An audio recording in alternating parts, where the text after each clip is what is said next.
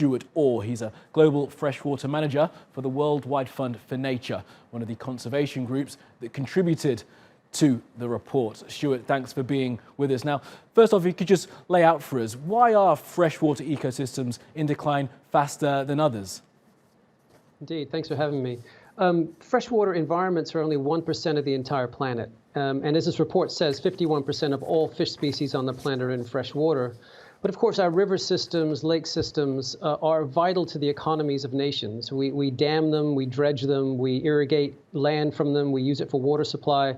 And of course, we pollute these environments as well. So the reason we're losing species at the rate we are is simply because the role in which freshwater and rivers play in our economy, which I think is something that is still not evident to everybody. No, so it's that human impact, isn't it? It's the fact that we interact far more with these systems than we do with the wide ocean or forests, perhaps. Yeah. Now, is there a way that we can sustainably live and use these water resources? Because, of course, they are vital to many, many communities.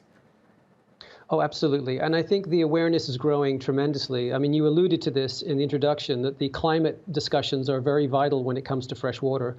The way in which people, economies, society are going to feel the impacts of climate change are through the water environment. It is going to be the floods and droughts. So at the same time that we need to rehabilitate wetlands and ensure that flows are there in rivers and clean up pollution, we can address both the climate and the biodiversity crisis. We certainly see governments around the world making different decisions, thinking differently about where to site infrastructure, such as large dams, giving greater consideration to biodiversity. But even these top-line numbers that you've just repeated here, 200 million people, this is new to a lot of people, including decision makers. And I think the scale of the dependence and the importance of these fisheries is just not well understood. No, absolutely. I was going to say exactly that, Stuart. It does feel like these are new numbers, stark numbers.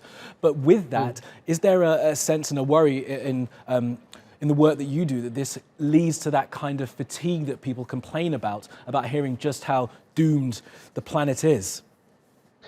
It's leading to, I think it's leading to a lot of new audiences. People are coming in all the time to talk to us about these kinds of issues. I think that the people who are interested in fisheries and the climate agenda is changing rapidly. I'm seeing reports from governments now about biodiversity that weren't even possible a year ago. So I think that it's affording us an opportunity to have a different conversation, but to start to break this down. This is not just an environmental challenge. This is a human and economic challenge as well. And I think we need to stop seeing these things as discreetly somebody else's problem. I think we all have an issue here and a need to be concerned about the state of the world's freshwater. We had a similar story last week on the News Hour, Stuart, and I put it to the gentleman I was speaking to then. Do you think there is a generational change happening? Perhaps people of my generation are more attuned to the climate crisis and we're more willing to act and get our politicians to act. Perhaps there will be a change in 20 or so years, but is that too late? I don't think so, and you're absolutely right. There is a sea change, and I do think the younger generation is playing a really important role in bringing awareness to all of these issues. It's going to be too late for some systems and some species, but we've also shown repeatedly that when you invest in restoration, when you take out obsolete structures, when you improve water quality, nature is very quick to come back.